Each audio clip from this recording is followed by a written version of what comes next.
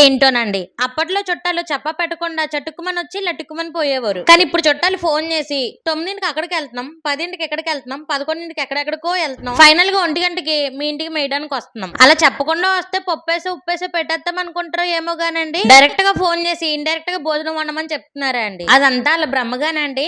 మా గోదావరి ఇంటికి వస్తే పొద్దున్నైనా సాయంత్రం అయినా మధ్యాహ్నం అయినా మిడ్ నైట్ అయినా చెప్పొచ్చినా చెప్పకుండా వచ్చినా ఏ రీజన్ తో వచ్చినా సరే ఉన్న దాంట్లో బ్రహ్మాండంగా పెట్టి పేరు మాత్రం పోనిచ్చుకోమండి. అన్నట్టు మొన్న ఒక బ్రదర్ కామెంట్ పెట్టారండి, ప్రతి ఒక్కరికి మాట్లాడితే గోదావరి అని చెప్పుకోవడం ఫ్యాషన్ అయిపోయింది అని. ఇదిగో బ్రదరు, నువ్వు దాన్ని ఫ్యాషన్ అని అనుకో, ప్యాషన్ అని అనుకో, ఏదైనా అనుకో, మేము అలా చెప్పుకోవడానికి గర్వంగా ఫీల్ అవుతాం. ఇండియా ఈజ్ మై కంట్రీ అని చిన్నప్పుడు నువ్వు ప్లెడ్జ్ లో ఎంత గర్వంగా చెప్పావో మేము గోదావరి అని మేము అంతే గర్వంగా చెప్పుకుంటాం. ఇంతకీ వచ్చిన వాళ్ళకి ఏం కూర ఉండవు అని అడుగుతారేమో, ప్రాన్ మసాలా చేశానండోయ్. సరే గానీ వీడియోకి లైక్ కొట్టి సబ్స్క్రైబ్ చేసుకోవడం మర్చిపోకండి.